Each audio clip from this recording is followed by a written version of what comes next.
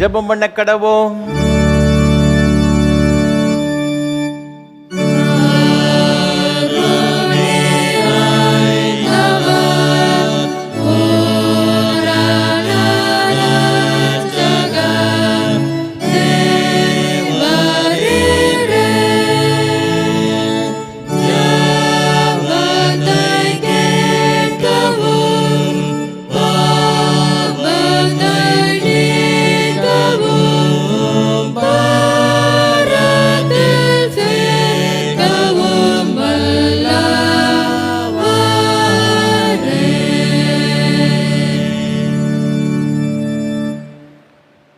உன்னதத்திலும் பரிசுத்த ஸ்தலத்தில் வாசம் பண்ணுகிற நான் பணிந்தவர்களின் ஆவியை உயிர்ப்பிக்கிறதற்கும் நொறுங்கினவர்களின் இருதயத்தை உயிர்ப்பிக்கிறதற்கும் நொறுங்குண்டு பணிந்த ஆவியுள்ளவரிடத்திலும் வாசம் பண்ணுகிறேன் என்று சொன்ன அன்பின் பரலோக பிதாவே, இந்த பரிசுத்தமான மனமகிழ்ச்சி நாளின் காலை ஆராதனை வேளைக்காக நன்றியோடு உம்மை துதிக்கிறோம், உம்மை ஸ்தோத்திரிக்கிறோம். அப்பா ஆண்டவர் தாமே இந்த ஆராதனை வேளையிலும் மத்தியிலே நீர் வல்லமையாக எழுந்தருளி இன்றைக்கு முதல் ஒவ்வொரு பிள்ளைகளுடைய ஆவியை உயிர்ப்பித்து நாங்கள் ஆவியோடு உண்மையோடு தொழுது கொண்டு உம்முடைய மேன்மையான ஆசீர்வாதங்களை பெற்றுக்கொள்ள கிருபை செய்ய வேண்டும் என்று ஆண்டவர் இயேசு கிறிஸ்துவின் மூலமாக மிகுந்த தாழ்மையோடு ஜெபிக்கிறோம் ஜீவனுள்ள நல்ல பிதாவே, ஆமென்.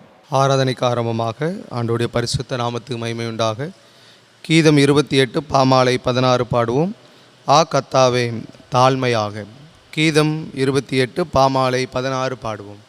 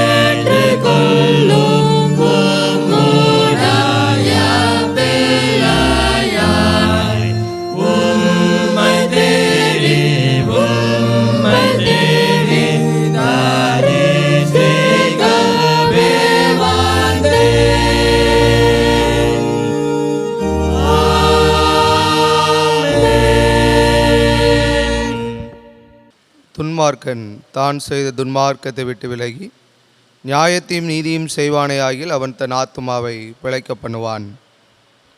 நான் எழுந்து என் தகப்பனிடத்திற்கு போய், தகப்பனே, பரத்துக்கு விரோதமாக உமக்கு முன்பாகவும் பாவம் செய்தேன், இனிமேல் உம்முடைய குமாரன் என்று சொல்லப்படுவதற்கு நான் பாத்திரன் அல்ல என்பேன். நமக்கு பாவமில்லை என்போமானால் நம்மை நாமே வஞ்சிக்கிறவர்களாயிருப்போம். சத்தியம் நமக்குள் இராது. நம்முடைய பாவங்களை நாம் அறிக்கையிட்டால் பாவங்களை நமக்கு மன்னித்து எல்லா அநியாயத்தையும் நீக்கி நம்மை சுத்திகரிப்பதற்கு கர்த்தர் உண்மையும் நீதியுள்ளவராய் இருக்கிறார். பிரியமான சகோதர சகோதரிகளே, நம்முடைய பரமபிதாவாகிய சர்வ வல்லமுள்ள தேவனுடைய அளவில்லாத தயவினாலும் இரக்கத்தினாலும் பாவ மன்னிப்பை பெறுவதற்காக நாம் செய்த பலவிதமான பாவங்களையும் அக்கிரமங்களையும் அவர் சந்நிதியில் மாயமாய் மறைத்து கொள்ளாமல் பணிவும் தாழ்மையும் துக்கமும் கீழ்ப்படிதலுமுள்ள இருதயத்தோடு அறிக்கையிட வேத வசனம் பற்பல வாக்கியங்களில் நம்மை ஏவுகிறது. நாம் எக்காலத்திலும் தேவனுக்கு முன்பாக நம்முடைய பாவங்களை மனத்தாழ்மையாய் அறிக்கையிட வேண்டுவதுமன்றி அவருடைய திருக்கரங்களினாலே நாம் பெற்றுக்கொண்ட மேன்மையான உபகாரங்களுக்காக சோத்திரம் செலுத்தவும் மிகவும் சிறந்த அவருடைய புகழை பிரஸ்தாபம் பண்ணவும் அவருடைய மகா பரிசுத்த வசனத்தை கேட்கவும் நம்முடைய சரீரத்துக்கும் ஆத்மாவுக்கும் தேவையானவைகளுக்காக வேண்டிக் கொள்ளவும் நாம் கூடி வந்திருக்கிற தருணத்தில் பாவங்களை அறிக்கையிடுவது நமது விசேஷித்த கடமையாக இருக்கிறது. ஆகையால் இங்கே இருக்கிற நீங்கள் யாவரும் சுத்த இருதயத்தோடும் தாழ்ந்த சத்தத்தோடும் பரம கிருபாசன தண்டில் என்னுடனே கூட சேர்ந்து நான் சொல்லுகிற பிரகாரம் சொல்ல உங்களை வேண்டிக் கொள்கிறேன். ஜெபம் பண்ண கடவோம்.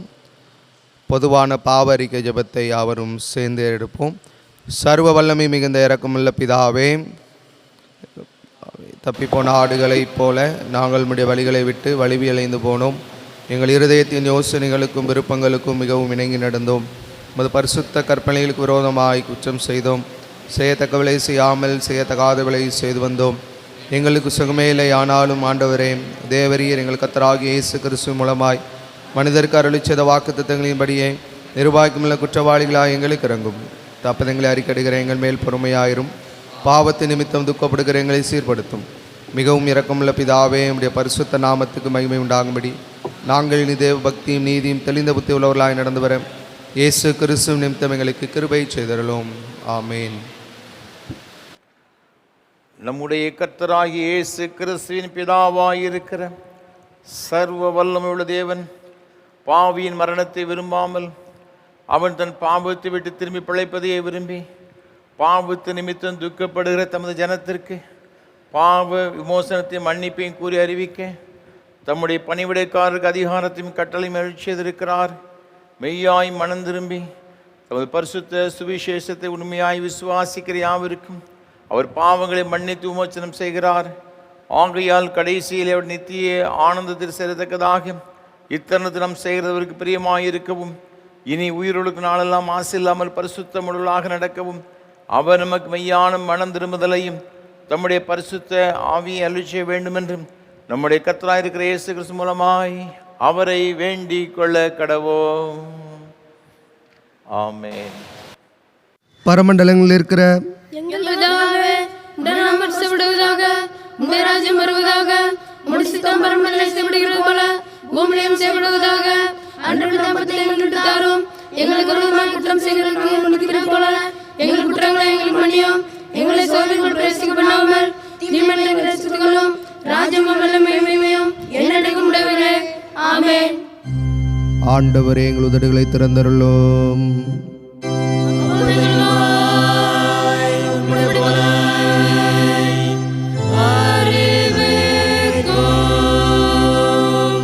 தேவனே, எங்களை ரட்சிக்க விரைவாய் வாரும். ஆண்டவரே, எங்களுக்கு சகாயம் பண்ணார். தேவரேயோ. பிதாவுக்கும் குமாரனுக்கும் பரிசுத்தாவிக்கும் மகிமை உண்டாவதாக. ஆதியிலும் இப்பொழுதும் எப்பொழுதுமான சதா காலங்களிலும் மகிமை உண்டாவதாக.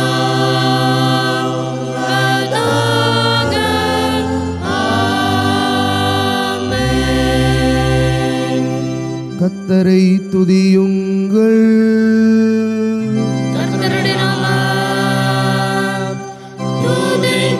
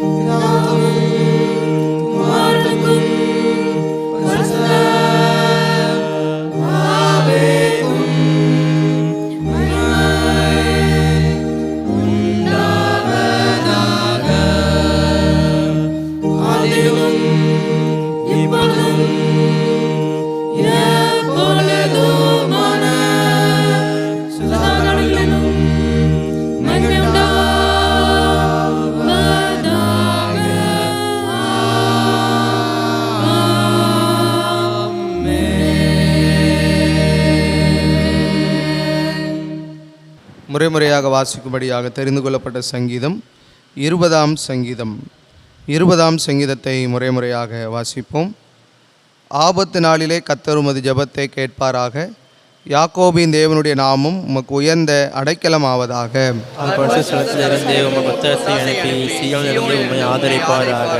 நீர் செலுத்தும் காணிக்கைகளை எல்லாம் அவர் நினைத்து உமது சர்வாங்க தகன பலியை பிரியமாய் ஏற்றுக்கொள்வாராக.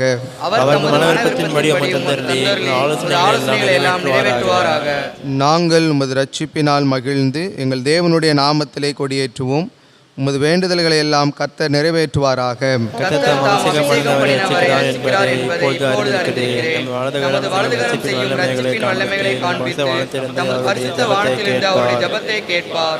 சில ரதங்களை குறித்தும் சில குதிரைகளை குறித்தும் மேன்மை பாராட்டுகிறார்கள். நாங்களோ எங்கள் தேவனாகிய கர்த்தருடைய நாமத்தை குறித்து மேன்மை பாராட்டுவோம்.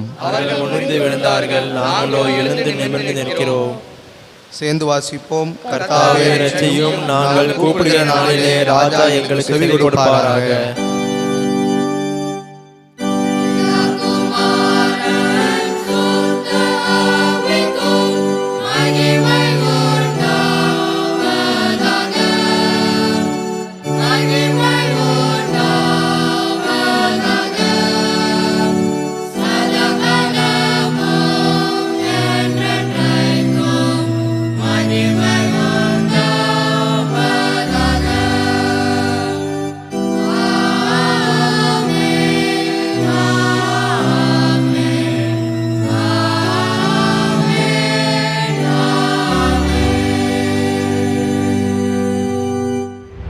வாசிக்கும்படியாக குறிக்கப்பட்ட முதலாம் வேத பாடம் 1 ராஜாக்களின் புஸ்தகம் 19ஆம் அதிகாரம் 15ஆம் வசனம் முதல் 21ஆம் வசனம் முடிய.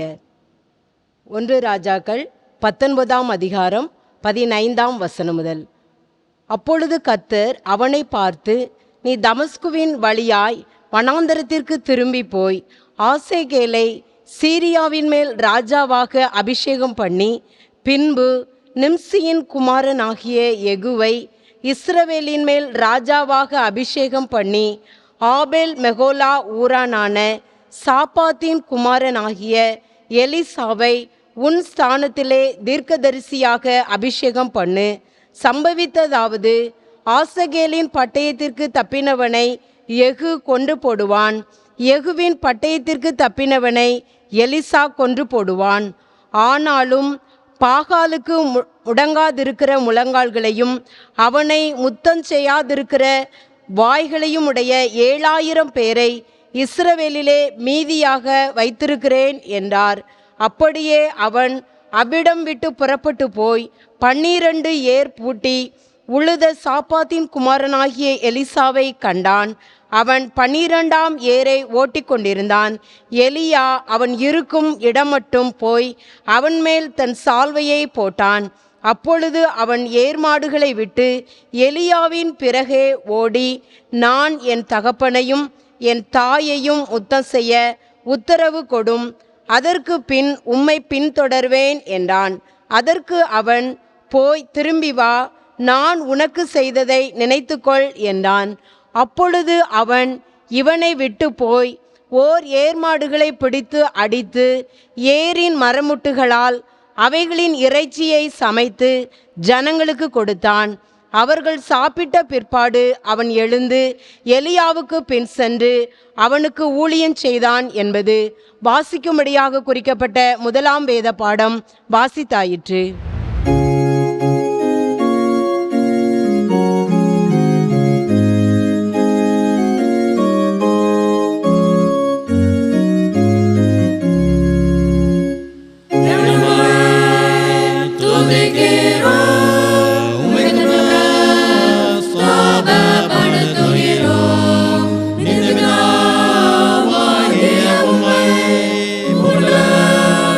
எல்லா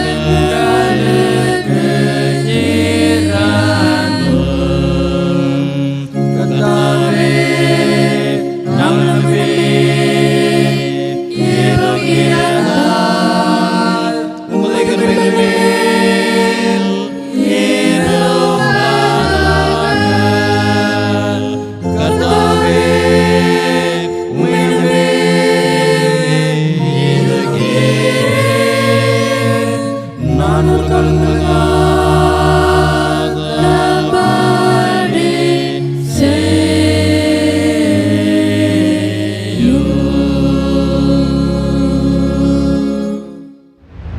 வாசிக்க குறிக்கப்பட்டுள்ள இரண்டாவது வேத பாடம் பரிசுத்த லூக்கா எழுதின சுவிசேஷம் 14ஆம் அதிகாரம் 25ஆம் வசனம் முதல் 33 முடிய. பரிசுத்த லூக்கா 14ஆம் அதிகாரம் 25ஆம் வசனம் முதல் 33ஆம் வசனம் முடிய. பின்பு அநேக ஜனங்கள் அவரோடு கூட பிரயாணமாய் போகையில் அவர்களிடமாய் அவர் திரும்பி பார்த்து, யாதொருவன் என்னிடத்தில் வந்து தன் தகப்பனையும் தாயையும் மனைவியையும் பிள்ளைகளையும் சகோதரரையும் சகோதரிகளையும் தன் ஜீவனையும் வெறுக்காவிட்டால் எனக்கு சீசனாய் இருக்க மாட்டான். தன் சிலுவையை சுமந்து கொண்டு எனக்கு பின் செல்லாதவன் எனக்கு சீசனாய் இருக்க மாட்டான். உங்களில் ஒருவன் ஒரு கோபுரத்தை கட்ட மனதாயிருந்து அஸ்திபாரம் போட்ட பின்பு முடிக்க திராணி இல்லாமல் போனால், பார்க்கிறவர்கள் எல்லோரும் இந்த மனுஷன் கட்டத் தொடங்கி முடிக்க திராணி இல்லாமல் போனான் என்று சொல்லி தன்னை பரியாசம் பண்ணாதபடிக்கு அதை கட்டி தீர்க்கிறதற்கு தனக்கு நிர்வாகம் உண்டோ இல்லையோ என்று முன்பு அவன் உட்கார்ந்து செல்லும் செலவை கணக்கு பாராமல் இருப்பானோ? அன்றியும் ஒரு ராஜா மற்றொரு ராஜாவோடு யுத்தம் செய்ய போகிற போது தன்மேல் 20,000 சேவரோடு வருகிற அவனை தன் 16,000 சேவரை கொண்டு எதிர்க்க கூடுமோ கூடாதோ என்று முன்பு உட்கார்ந்து ஆலோசனை பண்ணாமல் இருப்பானோ? கூடாதென்று கண்டால் மற்றவன் இன்னும் தூரத்தில் இருக்கும்போதே சனாதிபதியை அனுப்பி சமாதான கனவுகளை கேட்டுக்கொள்வானே. அப்படியே உங்களில் எவனாயிலும் தனக்கு உண்டானவர்கள் எல்லாம் வெறுத்து விடாவிட்டால் அவன் எனக்கு சீசனாக இருக்க மாட்டான் என்பது வாசிக்க குறிக்கப்பட்டுள்ள இரண்டாவது வேத பாடம் வாசித்தாயிற்று.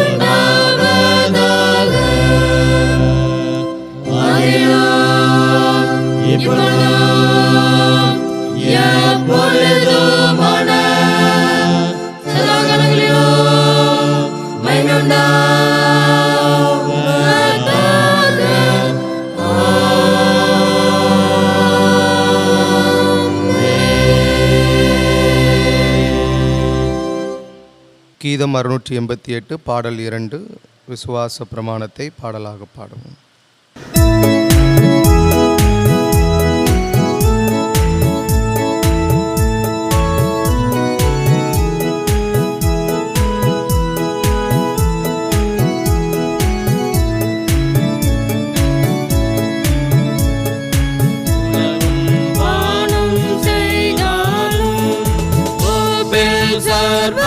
வல்லவராய் இலகு மருளாம் தந்தையாம் எம்பீரானனை நாம் போகிறேன். அவரொரு பேராமை தனுமாய் ஆதி முதலங்க தனுமாய் தவறிலே சூதிரி சுவையோ சந்ததமேயான போகிறேன். பரிசுத்தாவி அருளதனால் படிமே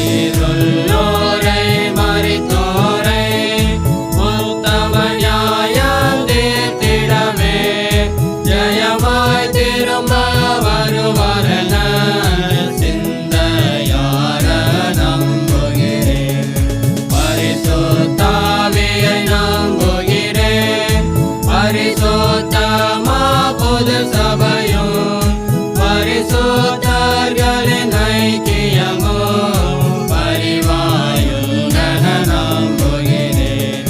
பாவ மன்னிப்புலதனமும் மரித்தோருயிர்த்தெழும் வாரணமும் ஓவானித்ய ஜீவனுமே புலதனமும் நான் நம்புகிறேன். ஆமென், ஆமென், ஆமென், ஆமென், ஆமென்.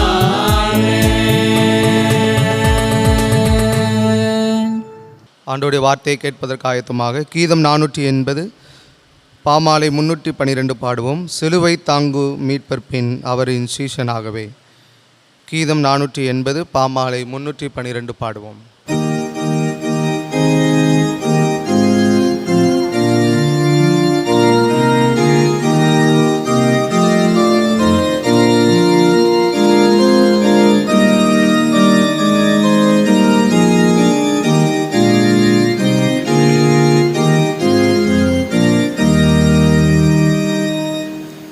சிலுவை தாங்கு மீட்பர் பின் அவரின் சீஷனாகவே.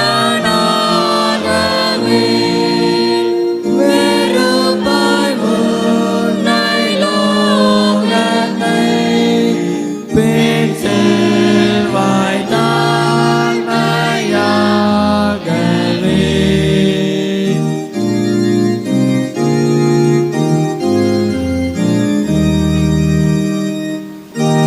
சிலுவை தாங்கி கிறிஸ்துவை பின் செல்வாயாயில் போற்றுமே. மகிமை கிரீடம் சூடுவாய். சிலுவை தாங்கி மட்டுமே.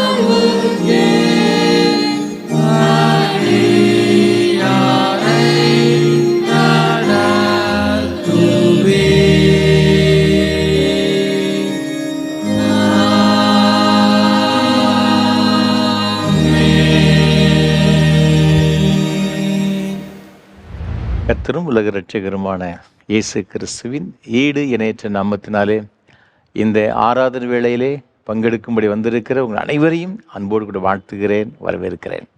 ஆண்டவருடைய கிருபையும் ஆசீர்வாதம் உங்களோடு கூட இன்றும் என்றும் சதா காலங்களிலும் நிலைத்திருப்பதாக. ஒவ்வொரு வாரமும் உங்களோடு கூட சேர்ந்து கர்த்தரை ஆராதிப்பெற மிகுந்த மகிழ்ச்சி அடைகிறேன். கர்த்தரை துதிக்கிறேன், ஸ்தோத்திரிக்கிறேன்.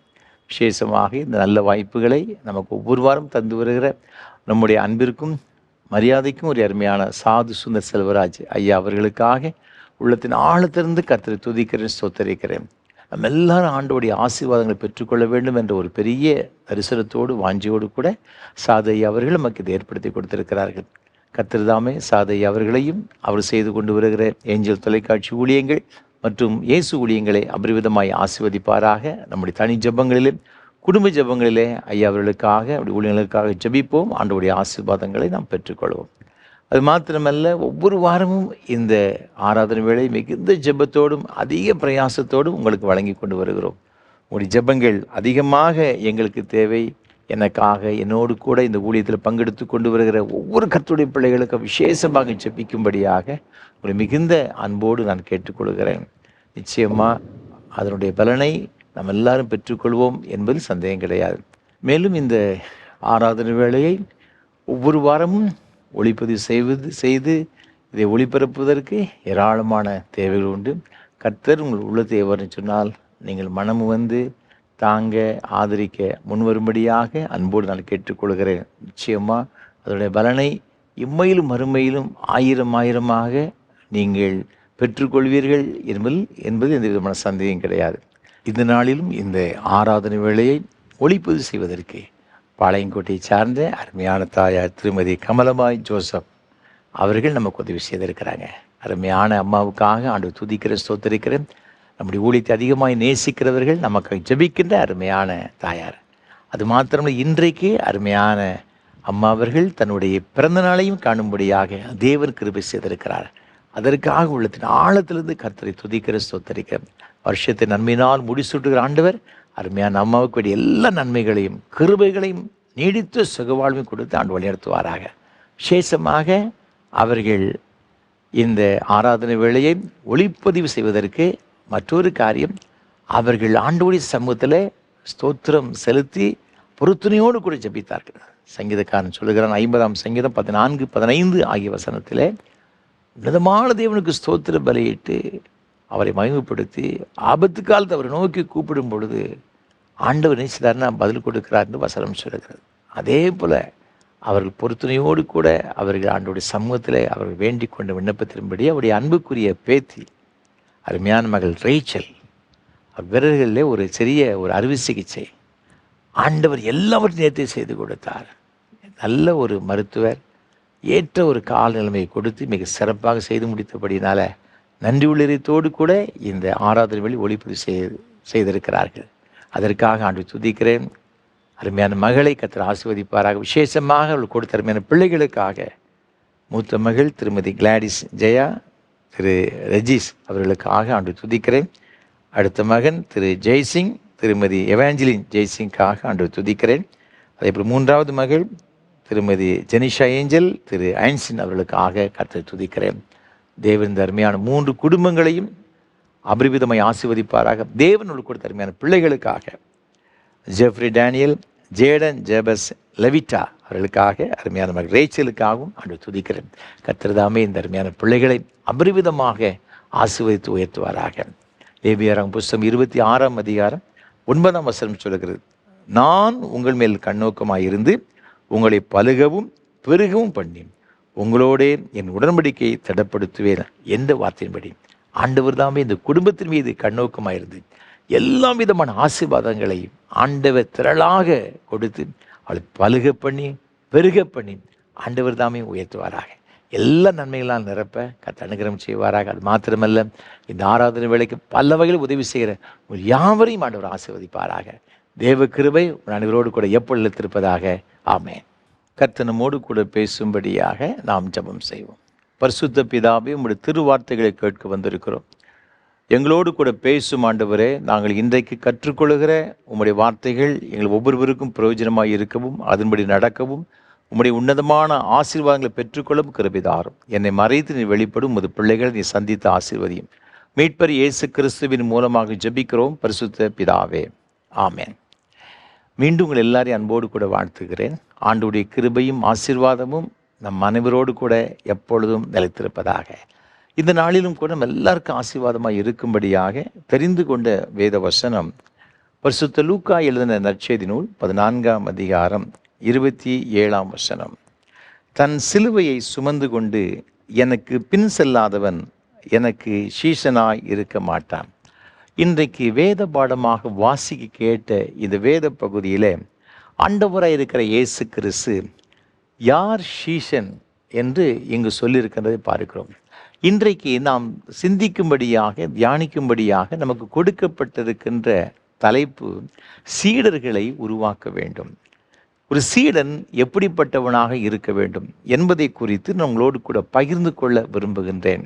ஆண்டவராக இருக்கிற இயேசு கிறிஸ்து இன்றைக்கு சீடர்களை விரும்புகின்றார், அவர்களை எதிர்பார்க்கிறார்.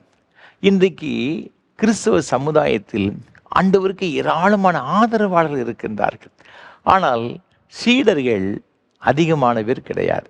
சில வருஷங்களுக்கு முன்பாக நம்முடைய தமிழக அரசில் ஒரு கிறிஸ்தவர்களுக்கு எதிராக ஒரு சட்டம் ஒன்று இயற்றப்பட்டது, மதமாற்ற சட்டம். நம்ம எல்லாரும் அறிந்திருக்கிறோம். கிறிஸ்தவ வட்டாரங்களுக்குள் இது ஒரு பெரிய கொந்தளிப்பை கொண்டு வந்தது. நம்முடைய திருமண்டலங்களிலிருந்து ஒரு பெரிய ஒரு உண்ணாவிரத போராட்டம் ஒன்று அறிவிக்கப்பட்டது. பாளையங்கோட்டையில் வண்ணாரப்பேட்டை பகுதியில் ஒரு முக்கியமான ஒரு ஜங்ஷன் ஒன்று இருக்கிறது. இது பல வருடங்களுக்கு நடந்த ஒரு சம்பவம். அப்பொழுது எல்லா சபைகளுக்கும் சுற்றறிக்கை அனுப்பப்பட்டு விட்டது. எல்லாரும் கூட்டம் கூட்டமாக நம்முடைய அரசாங்கத்திற்கு இதை ஒரு எதிர்ப்பை பதிவு செய்ய வேண்டும் என்று சொன்ன உடனே ஏராளமான கிறிஸ்தவர்கள் கூடிவிட்டார்கள். நீங்கள் நம்ப மாட்டீர்கள், உண்ணாவிரதம் போராட்டம் என்று சொன்னார்கள். காலையிலிருந்து சாயங்காலம் வரை ஒருத்தர் கூட அசையலை. அந்த இடத்துல உட்கார்ந்து திரளாய் கூடி வந்தார்கள். அதற்கு அப்புறமாக சில வாரங்கள் கழித்து திருமணத்திலிருந்து மீண்டும் ஒரு சுற்றறிக்கை ஒன்று வந்தது. நாம் அன்றைக்கு நம்முடைய எதிர்ப்பை பதிவு செய்தோம். நம்ம எல்லாரும் கூடி ஜெபிக்க வேண்டும், நீங்கள் வாருங்கன்னு சொன்ன உடனே அன்றைக்கு வந்த கூட்டத்தில் ஒரு 10% கூட வரலை. பார்த்துக்கிடுங்க, அன்றைக்கு ஏராளமான பேர் வந்தாருங்கள் போராட்டம் என்று. என்ன அப்படின்னு கேட்டாச்சுன்னா, ஆண்டவருக்காக நம்ம இதெல்லாம் செய்யாமல் இருக்க முடியுமா? நம்ம எவ்வளவு அதிகமாக ஆண்டவரை நேசிக்கிறோம். கர்த்தருக்குன்னு ஒன்று வந்தால் நம்மெல்லாம் அப்படி ஒன்றாய் குரல் கொடுக்க வேண்டும் என்று சொன்னார்கள். ஆனால் அதற்காக நான் உபவாசம் இருந்து ஜெபம் பண்ணுவேன்னு சொன்ன உடனே இதில் ஒரு 90% ஆட்களை காணவில்லை. ஆண்டவருக்கு ஆதரவாளர் நிறைய பேர் இருக்கிறாங்க. ஆனால் ஆண்டவருக்காக ஆண்டவருடைய வார்த்தையின்படி ஆண்டவருடைய சமூகத்தில் காத்திருப்பதற்கு, சீசனாக இருப்பதற்கு இன்றைக்கு ஆட்கள் குறைவு. ஆண்டவர் சொன்னார், நீங்கள் எனக்கு சீசராக இருக்க வேண்டும் என்று சொல்லி. அப்போ ஒரு சீசன் எப்படிப்பட்டவனாக இருக்கணும்? ஆண்டவருக்கு நாம் சீசனாக இருக்க வேண்டும் என்று ஆண்டவர் நினைச்சதார்னா எதிர்பார்க்கிறார். இங்கு வேத வசனம் மிக அழகாக சொல்லுகிறது, ஒரு சீசன் எப்படி இருக்கணுமா? முதலாவதாக, தன் சிலுவையை சுமந்து கொண்டு எனக்கு பின் செல்லாதவன் எனக்கு சீசனாய் இருக்க மாட்டான். அப்போ இன்றைக்கு ஆண்டவரை பின்பற்றுகிறவன் தான் சீசன் என்று வேதத்தில் சொல்லப்பட்டிருக்கிறது. மார்க் எழுதின சுவிசேஷம் 8ஆம் அதிகாரம் 34ஆம் வசனத்தை நான் வாசித்து பார்க்கும் பொழுது வேத வசனம் மிக அழகாக சொல்லுகிறது. மார்க் எழுதின சுவிசேஷம் 8ஆம் அதிகாரத்தில் 34ஆம் வசனத்தில், ஒருவன் என் பின்னே வர விரும்பினால் அவன் தன்னைத்தான் வெறுத்து தன் சிலுவையை எடுத்துக்கொண்டு என்னை பின்பற்ற கடவன் என்று வேத வசனம் சொல்லுகிறது. அன்பான ஆண்டவருடைய பிள்ளைகளே, அப்போ ஆண்டவருடைய சீசனாக இருக்க வேண்டும் என்று விரும்புகிறவர்கள் ஆண்டவர் பின்னால் என்ன செய்யணும்னா போகணும் பார்த்துட்டு. அதைத்தான் லூக்கா 9ஆம் அதிகாரத்தில் நீங்கள் வாசித்து பார்க்கும் பொழுது 23 முதல் 25 வரை உள்ள வசனங்களில் ஆண்டவர் மிக அழகாக சொல்லுகிறார், ஒருவன் என் பின்னே வர விரும்பினால் அவன் தன்னைத்தான் வெறுத்து தன் சிலுவையை அனுதினமும் எடுத்துக்கொண்டு என்னை பின்பற்ற கடவன். தன் ஜீவனை ரட்சிக்க விரும்புகிறவன் அதை இழந்து போவான். என் நிமித்தமாக தன் ஜீவனை இழந்து போகிறவன் அதை ரட்சித்து கொள்ளுவான். மனுஷன் உலகம் முழுவதையும் ஆதாயப்படுத்தி கொண்டாலும் தன்னைத்தான் கெடுத்து நஷ்டப்படுத்தினால் அவனுக்கு லாபம் என்ன? அப்போ ஆண்டவர் பின்னால போகிறதற்கு ஒரு கண்டிஷன். என்ன கண்டிஷன்னா, அவன் சிலுவை எடுத்துக்கொண்டு தான் போகணும். தன்னை வெறுத்து தன்னை ஒருத்து தன்னுடைய குரு என்ன சொல்லுகிறாரோ அதன்படி கேட்டு நடக்கிறவன் பின்பற்றுகிறவன் தான் சீசனாக இருக்க முடியும். எல்லாரும் சீசனை என்ன செய்ய முடியானா இருக்க முடியாது. உலகத்தில் எல்லாவற்றையும் வெறுத்து விட்டு நீங்கள் லூக்கா எழுதின சுவிசேஷம் 5ஆம் அதிகாரத்தில் நீங்கள் வாசித்து பார்க்கும் பொழுது ஆண்டவராக இருக்கிற இயேசு கிறிஸ்து இந்த கலிலேயா கடற்கரை ஓரம் கெனசரேத்து கடல் அருகே நிற்கின்றார். அங்கு பேதுரு அவன் வலையை என்ன செய்தான் அலசி கொண்டிருக்கின்றான். இரவு முழுவதும் பிரயாசப்பட்டும் அவனுக்கு ஒன்று கூட அகப்படாத ஒரு சூழ்நிலை. இந்த சம்பவம் நமக்கு நன்றாக தெரியும். ஆண்டவருடைய படகில் ஏறி பிரசங்கம் பண்ணுகின்றார். முடித்த பிறகு அவனை பார்த்து சொல்லுகிறார், ஆழத்தில் தள்ளி கொண்டு போய் வலையை போடு என்று சொல்லுகிறார். இவன் போடுகின்றான். திரளான மீன்கள் அகப்பட்டது. அவனுக்கு ரொம்ப ஆச்சரியம். அவன் ஆண்டவருடைய பாதத்தை விழுகின்றான். ஆண்டவரன் பாவியான மனுஷன் என்னை விட்டு போக வேண்டும் சொன்ன உடனே ஆண்டவர் சொல்றாரு, நான் ஏன்ப்பா உன்னை விட்டு போகணும், நீ என் பிறத்தவா, என் பின்னே வா என்று சொல்லி ஆண்டவர் அழைக்கின்றதை நான் பார்க்கின்றோம். இங்கு வேதத்தில் வாசித்து பார்க்கும் பொழுது ஆண்டவர் சொல்லுகின்றார் 10ஆம் வசனத்தில், சீமோனுக்கு கூட்டாளிகளான செபதேயுவின் குமாரராகிய யாக்கோபும் யோவானும் அந்தபடியை பிரமித்தார்கள். அப்பொழுது இயேசு சீமோனை நோக்கி, பயப்படாதே, இது முதல் நீ மனுஷரை பிடிக்கிறவனாய் இருப்பாய் என்றார். அவர்கள் படகுகளை கரையிலே கொண்டு போய் நிறுத்தி எல்லாவற்றையும் விட்டு அவருக்கு பின் சென்றார்கள். ஆண்டவர் இவனை பார்த்து சொல்லுகின்றார், நீ மனுஷனை பிடிக்கிறவனாக இருப்பாய், நான் உன்னை மாற்றப் போகிறேன்னு சொன்ன உடனே எல்லாவற்றையும் விட்டு தன்னுடைய படகு, தன்னுடைய வலைகள், தன்னுடைய உறவினர்கள் எல்லாவற்றையும் விட்டு விட்டு ஆண்டவருக்கு பின் செல்லுகின்றான். அதுதாங்க உண்மையான ஒரு சீசனாக இருக்க முடியும். ஆண்டவர் இந்த பேதுருவை தான் திருச்சபையின் தலைவனாக உயர்த்துகிறதா வேதத்திலே பார்க்கிறோம். 1 ராஜாக்களின் புஸ்தகத்தில் இங்கு 19ஆம் அதிகாரத்தில் ஒரு அருமையான சம்பவம் ஒன்று இங்கு சொல்லப்பட்டிருக்கிறது. எலியா தீர்க்கதரிசியை பார்த்து ஆண்டவர் சொல்லுகின்றார். என்ன சொல்லுகின்றார்? இங்கு 19ஆம் அதிகாரத்தில் 19 முதல் 21 வரை உள்ள வசனங்களில் நாம் முதலாவது வேத பாடமாக வாசிக்க கேட்டோம். ஆண்டவராய் இருக்கிற கர்த்தர் எலியாவை பார்த்து சொன்னார். என்ன சொன்னார்? முதலாவதாக, நீ ஆசகேலை சீரியா ராஜாவின் மீது அபிஷேகம் பண்ணி, இரண்டாவதாக இஸ்ரவேல் மேல் நீ யெகூவை ராஜாவாக அபிஷேகம் பண்ணிவிட்டு உன்னுடைய ஸ்தானத்தில் நீ என்ன செய்ய வேண்டும் என்று சொன்னால் 19ஆம் வசனம் சொல்லுகிறது, அவன் அவ்விடம் விட்டு புறப்பட்டு போய் 12 ஏர் பூட்டி உழுத சாப்பாத்தின் குமாரனாகிய எலிசாவை கண்டான். அவன் 12ஆம் ஏரை ஓட்டி கொண்டிருந்தான். எலியா அவன் இருக்கும் இடம் மட்டும் போய் அவன் மேல் தன் சால்வையை போட்டான். இங்கு நாம் பார்க்கின்றோம், ஆண்டவருடைய கட்டளையின்படியே எலியா தீர்க்கதரிசி இங்கு எலிசாவின் மீது தன் சால்வை போடுகிறான். அதை பற்றி 16ஆம் வசனம் சொல்லப்பட்டிருக்கிறது. என்ன சொல்லப்பட்டிருக்கிறது? நிம்சியின் குமாரனாகிய யெகூவை இஸ்ரவேல் மேல் ராஜாவாக அபிஷேகம் பண்ணி, ஆபேல் மேகோலனா ஊரானான சாப்பாத்தின் குமாரனாகிய எலிசாவை உன் ஸ்தானத்திலே தீர்க்கதரிசியாக அபிஷேகம் பண்ணு அப்படின்னு சொல்றார். அப்போ எலியாவை ஆண்டவர் எடுத்துக்கொள்ள போகிறார். அதற்கு முன்பாக அவன் ஸ்தானத்திலே ஒரு தீர்க்கதரிசி அபிஷேகம் பண்ணணும். எலிசாவை அபிஷேகம் பண்ண சொன்ன உடனே அவ்வாறு அபிஷேகம் பண்ணுகிறான். இவன் என்ன செய்யறன்னு பார்த்தீங்கன்னா 21ஆம் வசனம் சொல்லுகிறது, அப்பொழுது எலிசா இவனை விட்டு போய் ஓர் ஏர் மாடுகளை பிடித்து அடித்து ஏரின் மரமுட்டுகளால் அவைகளின் இறைச்சியை சமைத்து ஜனங்களுக்கு கொடுத்தான். அவர்கள் சாப்பிட்ட பிற்பாடு அவன் எழுந்து எலியாவுக்கு பின் சென்று அவனுக்கு ஊழியம் செய்தான். எலியாவுக்கு ஒரு சிறந்த ஒரு சீஷனாக இங்கு எலிசா இருக்கின்றான்.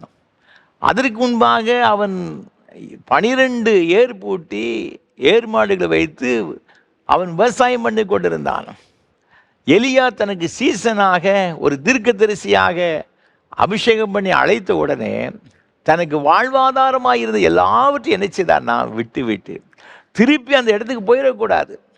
அதையெல்லாம் உடைத்து ஏர் மாடுகள் எல்லாம் என்ன செய்தார்? சமைத்து எல்லாத்துக்கும் விருந்து கொடுத்துட்டு இனி திரும்பி போனால் கூட அங்கே ஒன்றும் கிடையாது. முற்றிலுமாக அப்படியே பின்பற்றினார். எல்லாவற்றையும் விட்டு இயேசுவை பின்பற்றும்படியாக நாம் அழைக்கப்படுகிறோம்.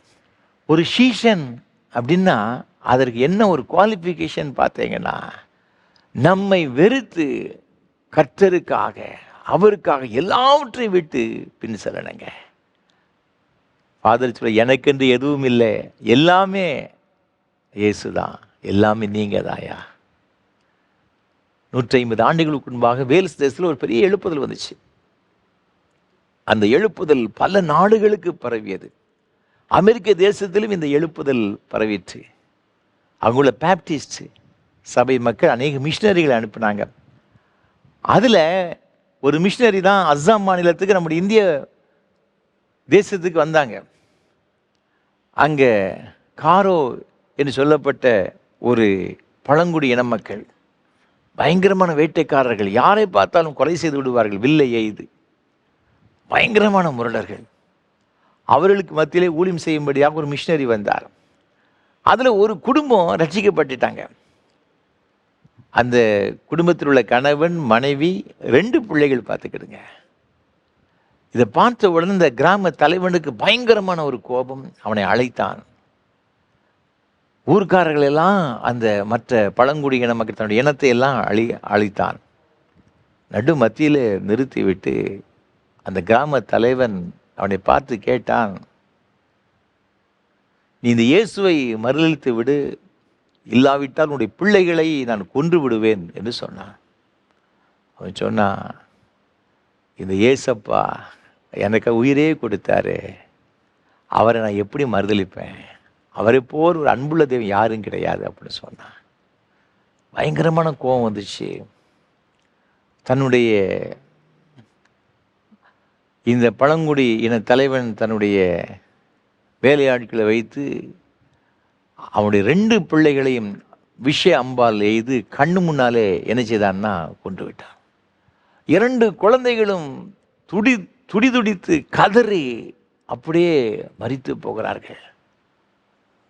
இந்த மனிதனுடைய கண்களில் கண்ணீர் தாரையே ஓடுகிறது. அவன் சொல்கிறான், இப்போவாது இயேசுவை மறுதலித்து விடு.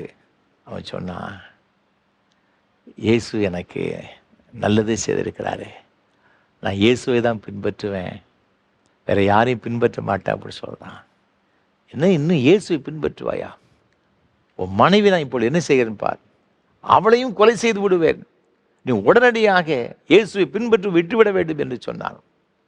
இல்லை இல்லை, என்ன வந்தாலும் சரி, யார் என் கூட இல்லாமல் போனாலும், என் குடும்பத்தார் என் கூட இல்லாமல் போனாலும் கூட நான் இயேசுவை விட்டு பின்வாங்க மாட்டேன், இயேசுவை தான் பின்பற்றுவேன் அப்படின்னு சொன்னான். அவன் கண் முன்னாலேயே அவனுடைய மனைவியும் கொன்று போட்டான். கடைசியாக சொன்னான், உடைய 2 குழந்தைகள் மரித்து போனது, உன் மனைவியும் மரித்து போனாள், நீயும் மரிக்க வேண்டுமா, உயிரோடு இருக்க வேண்டுமா? நான் எவ்வளோ ஒரு கொடூரமானவன் என்று உன் கண் முன்னாலே நான் நிரூபித்தது நீ அறிந்திருக்கிறாய், இப்பொழுதாவது இந்த இயேசுவை மறுதலித்து விடு. அவன் சொன்னான், சிலுவை என் முன்னே, உலகம் என் பின்னே, நான் பின்பற்றுவேன் இயேசுவை அப்படின்னு சொன்னான். பயங்கரமான கோபம், அவனையும் கொன்று போட்டான். அவன் கடைசியில் சாகும் பொழுது, இயேசுவின் பின்னே போக துணிந்தேன், திரும்பி பார்க்க மாட்டேன், சிலுவை என் முன்னே, உலகம் என் பின்னே சொல்லிவிட்டு அப்படியே மறைந்து போனான். இதை கேட்ட இந்த கிராம தன்னுடைய உள்ளத்தில் ஒரு பெரிய ஒரு குழப்பம். எங்கேயோ வெகு தூரத்தில் உள்ள ஒரு நபர் இயேசுவான், அவர் கடவுளாம், 2000 வருஷத்துக்கு முன்னால் இந்த உலகத்தில் வந்தாராம்.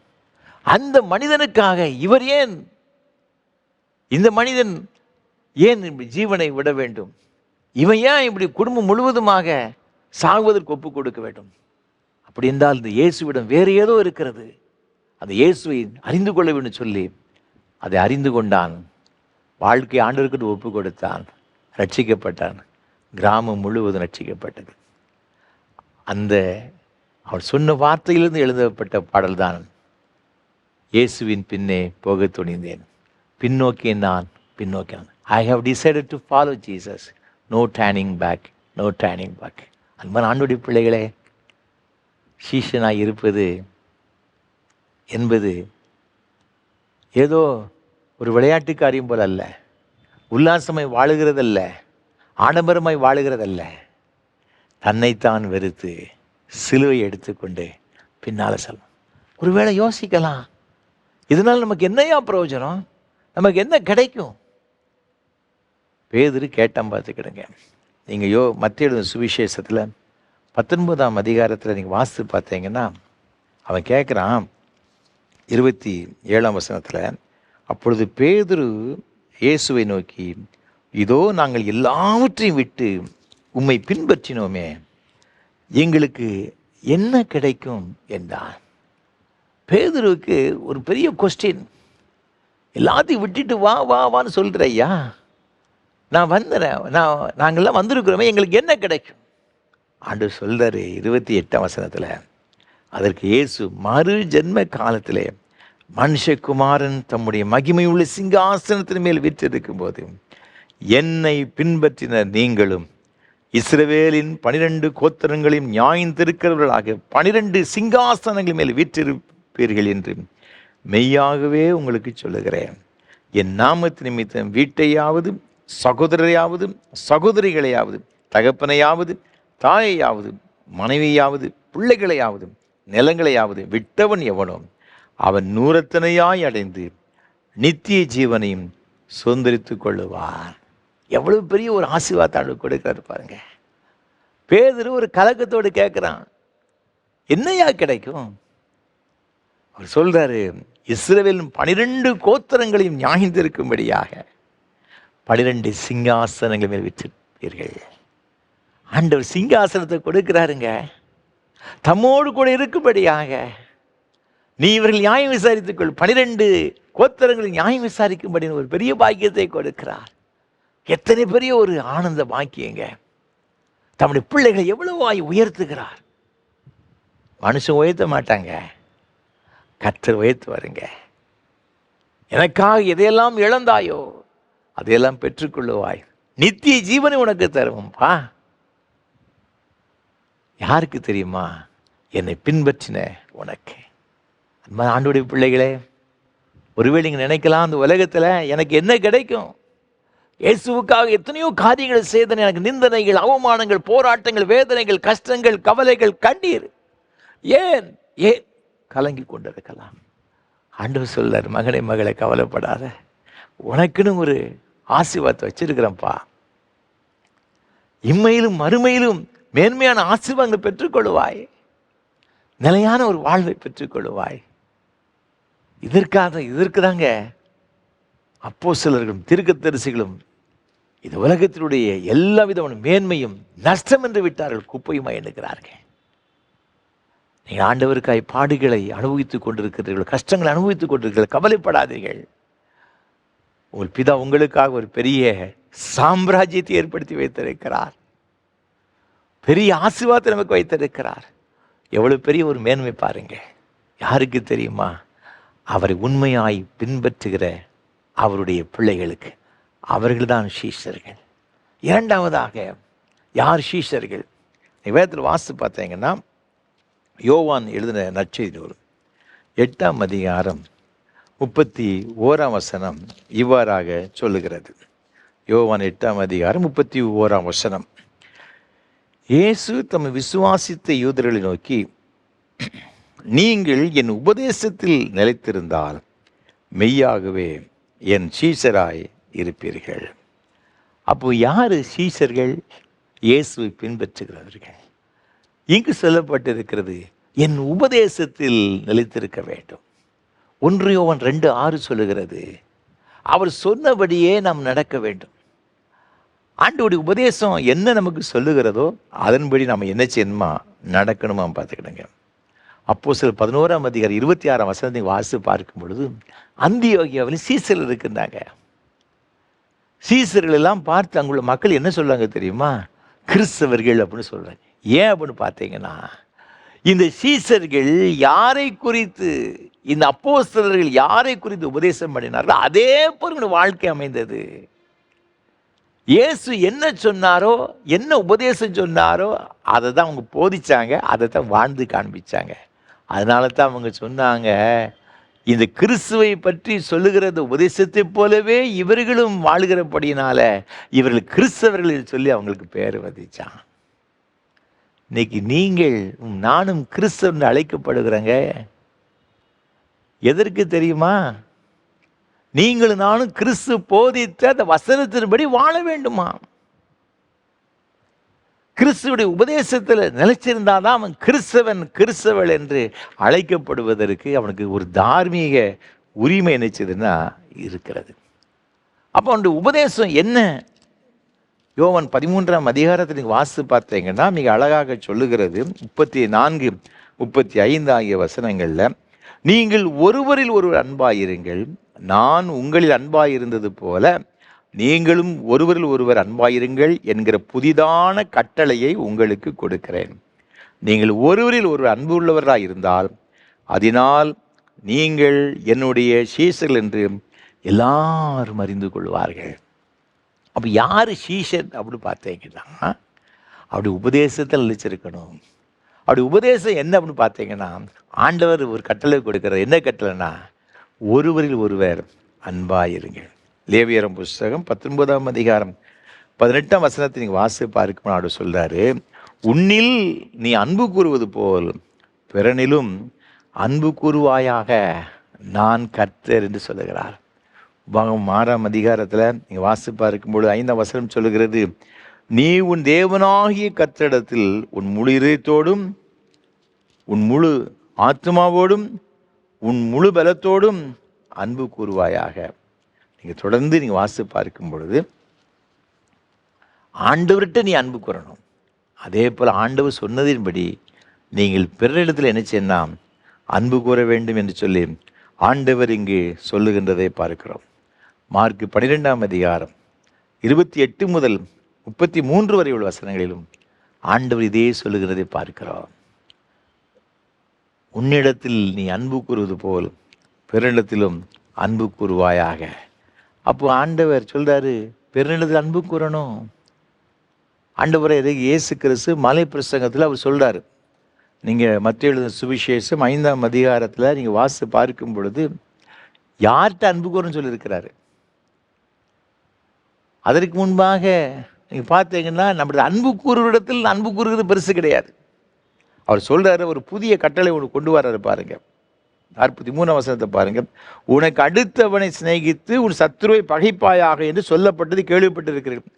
ஆதி காலத்தில் இவங்க யூதர்கள் ஒரு வழக்கத்தை வச்சுருந்தாங்க. எப்படின்னு பார்த்தீங்கன்னா,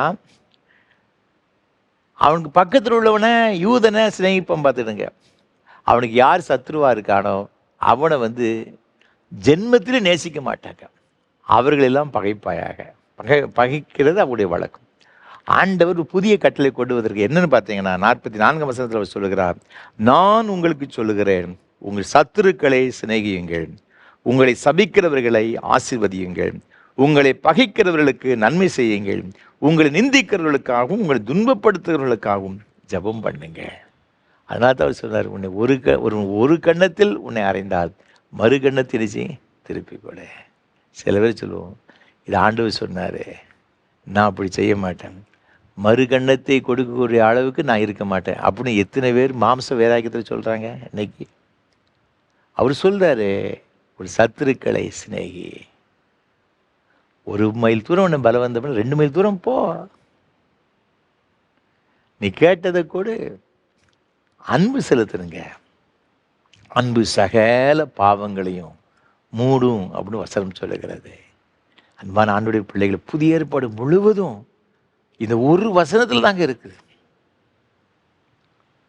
முதலாவது ஆண்டவரிடத்தில் அன்பு கூறணும். 2வது, நீ உன்னை நேசிக்கிறது போல பிறனையும் நேசிக்கணும்.